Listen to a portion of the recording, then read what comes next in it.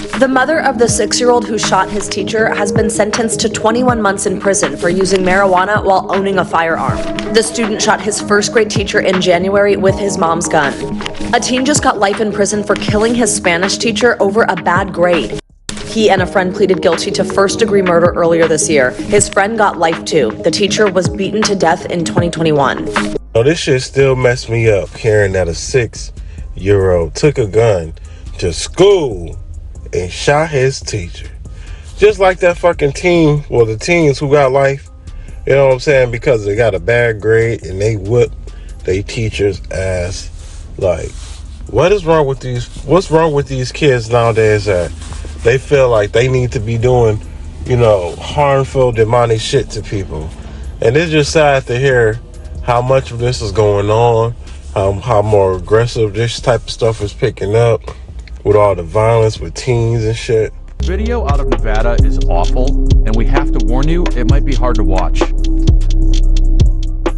This is Andreas Probst, a 64-year-old former police chief from California who moved to Las Vegas after retiring. A couple months ago, he was out riding his bike early in the morning when these teens captured this video. Again, this is disturbing.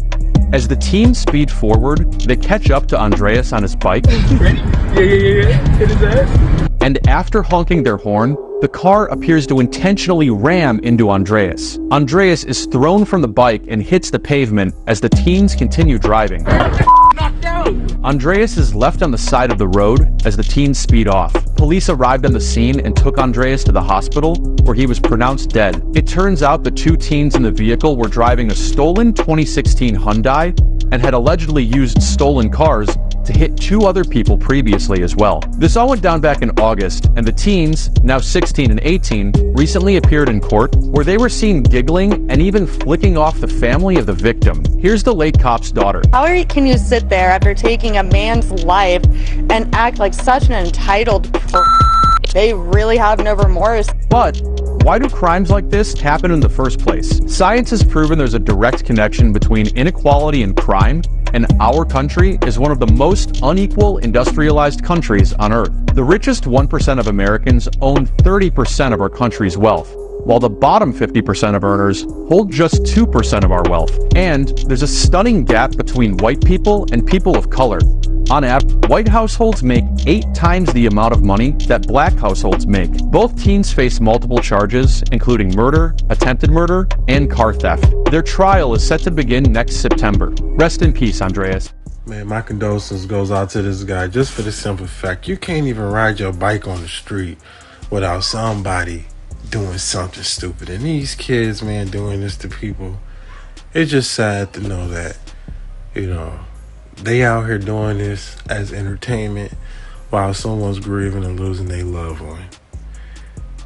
I don't know what to say. I don't really know why or understand that people think negativity, violence is what we should be doing, when reality, you're only hurting yourself and so many lives are being lost. After throwing a house party for their kids, these parents are f***ed. This is 17-year-old James McGrath, a lacrosse player at Fairfield College Prep School, a private all-boys high school in Connecticut that costs $23,000 a year to attend. He was at a different party the same night Susanna and Paul Leifer allegedly provided alcohol to a bunch of high school students at their house. Yeah. Not a great idea. A brutal fight reportedly broke out between students from a rival high school, and instead of breaking it up or reporting it, the parents allegedly had the now drunk and angry teens simply leave the premises. They then moved to another party nearby, where witnesses say a fight involving around 25 teens quickly broke out on the lawn. When police arrived, they found 4 students who had been stabbed, including James. Doctors say he had almost 2 liters of blood in his lungs. The stab wound had went through his rib and heart. He died from his injuries. James's family, who sent their son to a $23,000 a year prep school, started a GoFundMe that raised almost $150,000. A 16-year-old from a different private school has been charged with his death, but he posted a $2 million bond while he awaits his trial. Others at the party were badly injured but survived. This all happened last year, but now the parents who allegedly supplied the alcohol are being hit with multiple lawsuits alleging that, in addition to knowingly supplying alcohol to minors, they also knew a fight had broken out and didn't break it up or report it.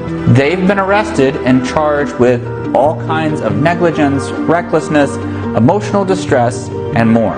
Yeah, maybe don't give booze to kids, just saying. I have to agree with my guy Drew. I mean, and that's just in general, you know what I'm saying? Like, people who get money, they ain't gonna know the next person or the next person, so they ain't gonna give two fucks because they trying to get money. Whereas in this whole Republican Democrat thing, I mean, we all know how this shit plays out. So we have to do what we feel is necessary. You have to put in the house who you feel will help the American people. I wouldn't even say American people, help this country, because there's a lot of people from all over who are not United States citizens and they're part of our society. So as far as in when one thing go up, we all feel that shit unless you just super rich, and even then you still feel it because now you're spending more money. But what do y'all think about what my guy Drew from Notice News is talking about? And I 100% understand where he's going with this.